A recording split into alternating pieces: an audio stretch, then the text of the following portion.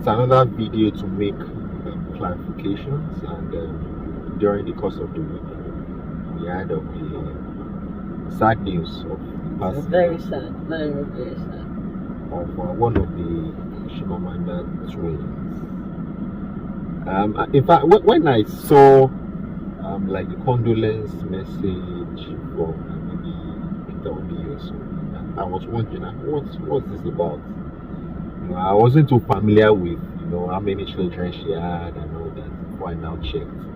So really, there's nothing as bad, I guess, as losing a child. Yeah, so losing one of the twins. But we then saw some other things in the news, and we wouldn't have said anything about this but because of the things that we saw in the news as regards the practice of medicine in Nigeria, people's comments, we felt it would be wrong for us to just keep quiet. In life, I noticed that many times, if people don't have understanding of something, if they don't understand how things work, they can make lots of assumptions. Yeah. And it doesn't have to be correct. It might not be correct. No matter how knowledgeable you are in your field, you might still not be knowledgeable enough to understand how medicine works. So we are going to be going over the newspaper publication, which we have found out to be accurate in terms of it's not like someone just cooked up the newspaper publication. It came from the source. The source is original, and then would be saying a few things that will make us learn. And like we always say, we try to be unbiased. No bias. Because we are doctors doesn't mean that we will just automatically support doctors. Yeah, we may want to support doctors to some extent, but if a doctor has done wrong, we are going to say, oh yes. If you remember that story about FMC in Jabi, about that accident, we called out the staff that did what was wrong. So that's what we do here. So I'm just going to go into the story. It was stated that the son's death was avoidable. Yes, nothing against it. Sometimes deaths are avoidable, right? Blaming what was described as critical failures in care during medical procedures that ought to have been routine. Now, there are some hospitals that were mentioned here: Atlantis Hospital and Iraqi Hospital. Let's start with that. Those two hospitals top-notch. Are top-notch hospitals in Nigeria. UK-US standard. Yes. So if you are the kind of person that wants to travel to the UK or to the US to be treated, that is the kind of hospital you have.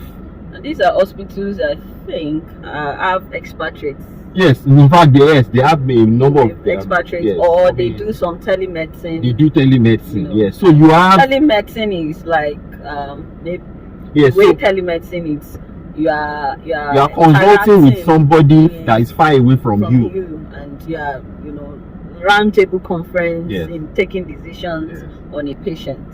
So that's what we start from that, and that. I don't want to call the name of, but it's not any of these common hospitals around us that you just say, is it not that hospital? And the doctors there, they don't know anything. Exactly. The doctors here are high class, they have all the equipment. These are the things you always blame Nigerian hospitals. Say they don't have equipment, they don't have this, these hospitals have everything. And it's not a one-man hospital. It's not a one-man hospital. It says they were in Lagos for Christmas, so meaning that they've been in Nigeria for a while. The child had what was initially thought to be just a cold, but soon developed into a severe infection. People keep saying things like he just had a mild this, mild that. We see if you have a mild cold, don't you walk around? Don't you see children with cold on the streets walking around? Nothing is wrong with them. So this wasn't a mild cold, you see, which we are going to get to. It might have started as a cold, cough and catarrh, and anything can start from cold, cough and catarrh, and then escalates into something quite severe. Now you hear it was. So if I was going to say that someone who is going to develop a severe form of COVID, which people are familiar with, people die from COVID. Yeah. But it starts with something very mild, looking very mild, and it progresses, and viral infections, they start like that, and then they never know. Even bacterial infections. He was to travel to the US the next day, January 7th, accompanied by traveling doctors. This is money speaking. He was to travel to the US the next day.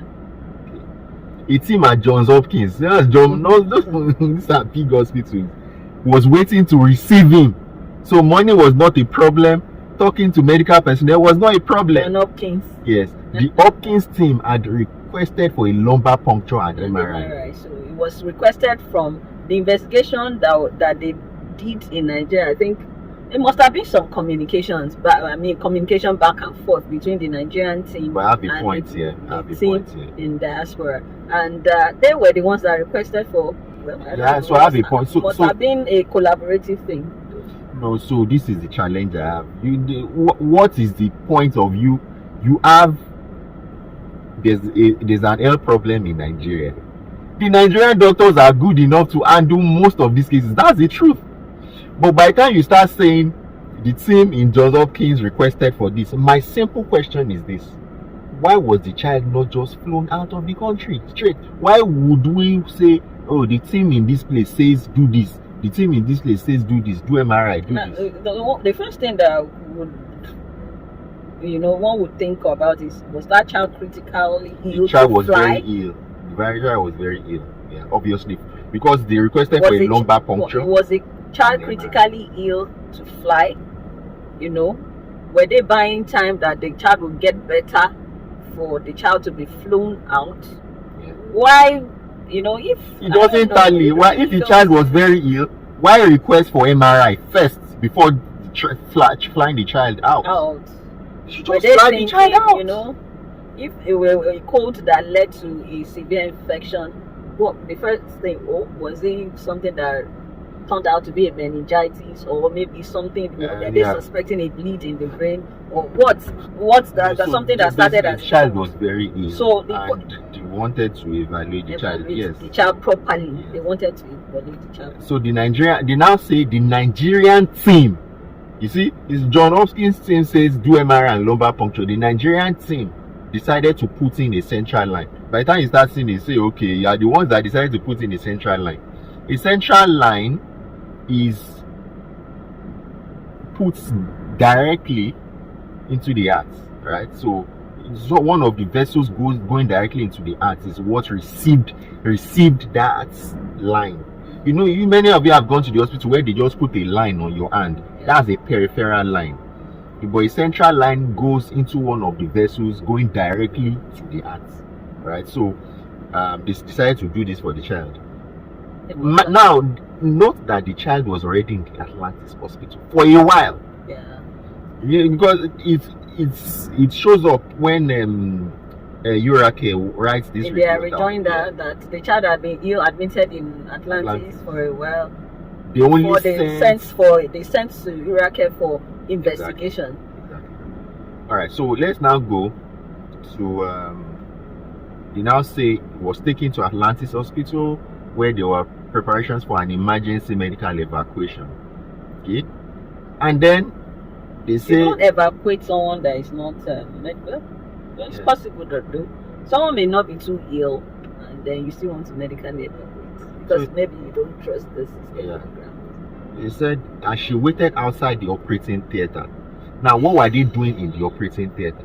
Is it insertion of the central line or sedation or which one? So I assume because there were two things now. There central line, MRI, lumbar puncture.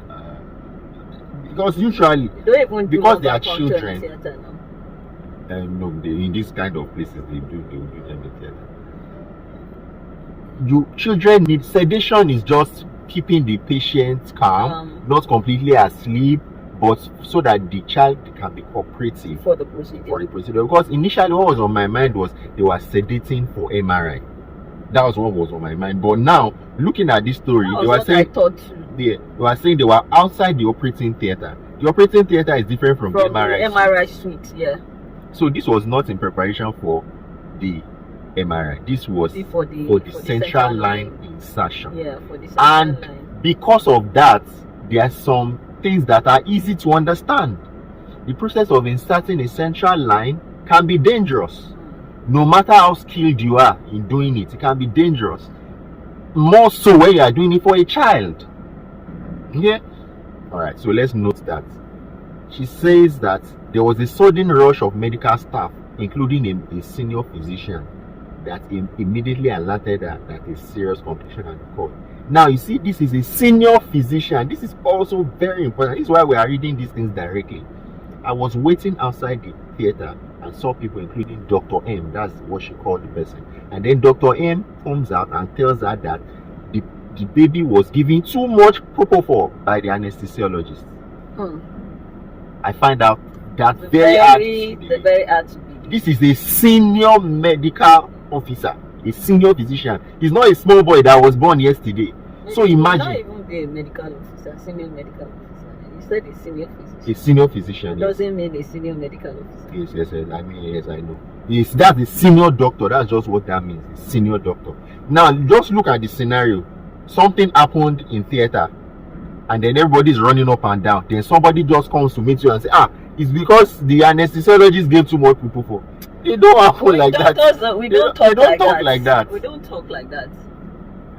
The maximum that would have happened was for them to tell her that the child reacted to propofol or something. There was a complication from the propofol that was administered. But to say that there was an overdose. How did he know there was an overdose of propofol? Exactly. How does that doctor know the dose of propofol?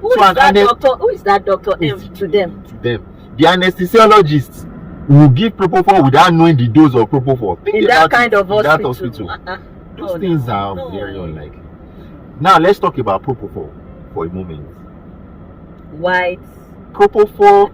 Milk of anesthesia. Propofol is a beautiful drug, but it can have a number of effects on the cardiovascular system. Especially, you know what made propofol very popular? Michael Jackson. So propofol, Michael Jackson will inject himself propofol. I mean, no big deal. Sleep, and then wake up the next morning until the day when that thing happened. Right? So propofol, is quite safe. But the way this baby was described, the baby was very sick. I'm not an anesthesiologist, but I would probably want to say, couldn't we have used some other alternatives, not propofol? Well, I believe that the specialist should have said, okay, this is why I'm using propofol. This is why I'm using. So the truth about it is that that's one of the complications of the use of that drug. Complication arose from its use, most likely. Or could it be from because they were actually talking about anesthesia. They didn't talk about the procedure itself. So it's not likely the procedure. It's the process of sedation. Yes, they have not talked about the procedure itself. It could, for all you care, maybe it could have even been the procedure. For all you care. Because now they say he had become unresponsive, was resuscitated, but suddenly he was intubated and placed in the ICU. And so there was no mention whether the central line had been put on. Yes, it says the anesthesiologist. This is an important part. Anesthesiologist carried him without maintaining proper observation. This is also a lesson to us as doctors, as physicians. Patients and their relations, they are observing some of these things. Sometimes they may not say anything, which is why everything should be done in standard fashion.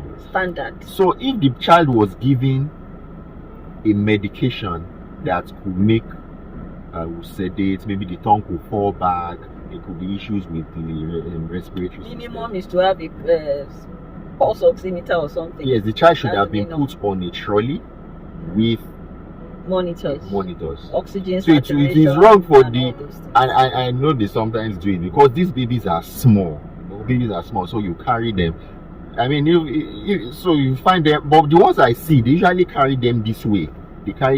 So you are looking at the baby. Yeah. And it's just for a short period. So you can carry a baby like this, and there are little pulse oximeters checking for their saturation, their breathing and everything. So if truthfully they gave that medication and they put the baby on the back, that would have been a wrong move. That's a wrong move, because you will not be able to monitor that baby that way. Right? And it says that following the central line procedure, so the central line was inserted. The anesthesiologist turned off the son's oxygen. Now, so why would the anesthesiologist? You see, these are part of the things that might not be correct. Who was in theater? Was she herself? Was she in the theater? Who was reeling out this, or you gave them this narration? Yes. Because I believe she must have been outside the theater. Yes, she said initially she was outside the theater. So who gave the information that they turned off the oxygen before moving him to the ICU? Was this Dr. M, the so-called Dr. M? Okay. Then it turns out the boy was never monitored. You see, the boy was never monitored after being given too much propofol. That's too much. That's too much to say. Those things are very. You see, those things don't happen. Even in my own, in our own, this kind of thing is not likely to happen. Not in our talk of a world-class hospital. The anesthesiologist was criminally negligent. Was fatally casual and careless. What they have actually outlined is what will make someone say the person is criminally negligent. However, we don't want to believe that that's what happened. The government has launched an investigation. Yeah, so which is the right move. Which is the right move. Because honestly, I read it and I felt like, I felt so sad. Like, this doesn't happen. Now the hospital has responded. It's very important to note that in the previous narration there was nothing that showed that the boy was very ill. Yeah. But now the hospital has said this boy was actually on admission elsewhere for about a week.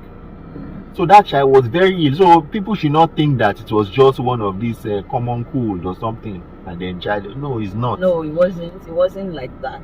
Secondly, the investigations that were required, the central line insertion, the MRI, the lumbar puncture, have their own risks, and it can happen. Some of these things can happen to anybody. The third thing to note here is when you have everything, you have all the money to afford everything, it doesn't mean that you are safe from every risk.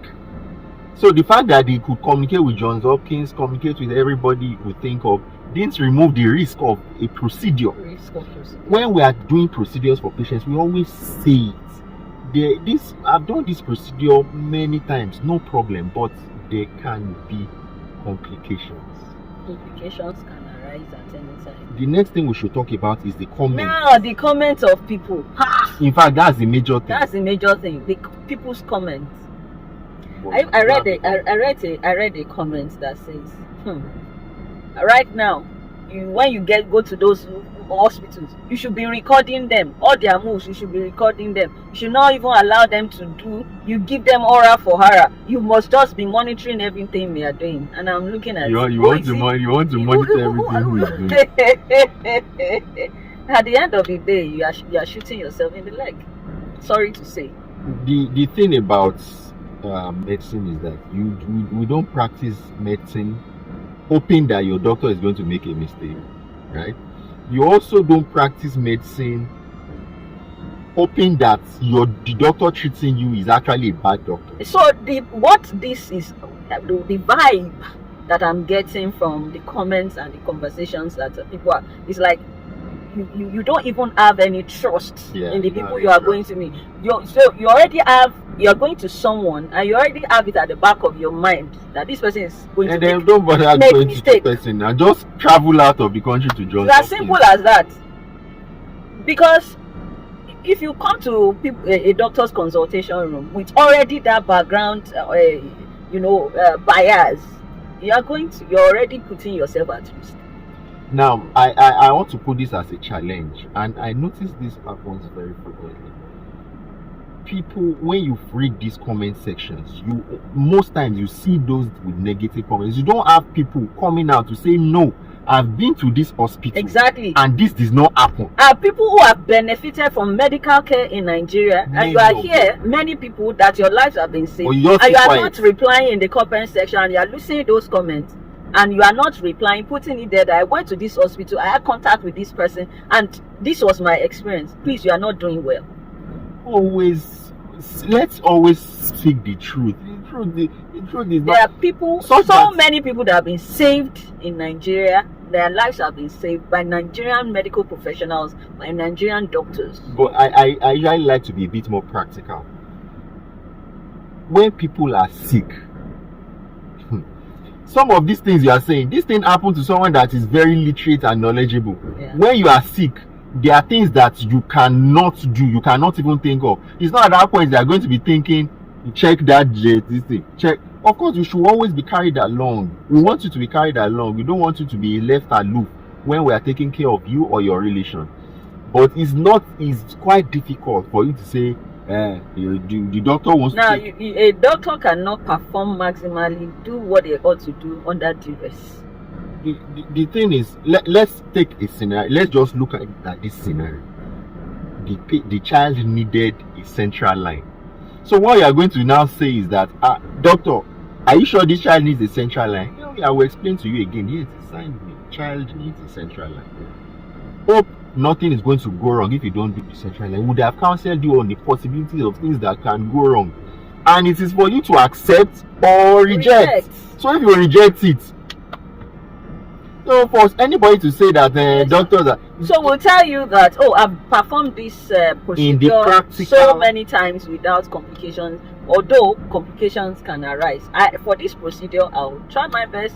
I'll do everything possible, but doesn't remove the fact that complications can still arise. Should we proceed? So in the practical terms, it's not as easy as some of all these things people are just spilling out. Life. You are just spilling with people who are dealing with human lives.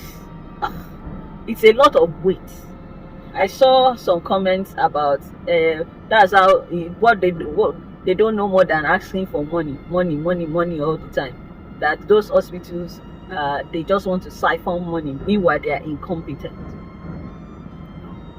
So you make comments like those, all Nigerian doctors are useless. How can you make that kind of statement? All Nigerian doctors are useless. And you will still go to hospital, you will still carry yourself and go to the hospital. And you are saying all Nigerian doctors are useless. For you to make that statement, then you must leave Nigeria. Or if you have any healthcare challenge, you must not go to Nigeria. Or not have relations back in Nigeria. If you are abroad, anyway, you shouldn't have relations with patronize Nigerian doctors. And you know what? The challenge is that you've only heard even from one side. Yeah. There was no balance. You know that one side, and I'm certain that heard from the other side. Inaccuracies in that story. Sometimes when people are grieving, they are not able to see the whole picture. Yes. And it's well understood. Which is well documented psychologically. When there's grief, it's understandable. So we don't fully blame them for painting that kind of story. But the people we blame are the people that are responding like comments, that. And it's not a situation of me too, that kind of thing. I experienced this. People now started painting funny scenarios that I'm looking at. Well, in a nutshell, what are we saying? In a nutshell, don't throw the whole of the medical profession on that bus when you don't have the full story. There are many doctors that are doing very well in Nigeria. And I also want to admonish you in the comments. Make comments about your interactions with Nigerian doctors, whether good or bad. But don't let it always be bad. Don't let it be that once it's good, you keep quiet. But once it's bad, you speak out. That's human nature, no? Shouldn't be. Not so. Alright, so we'll catch you some other time. Alright. Click like, share, subscribe.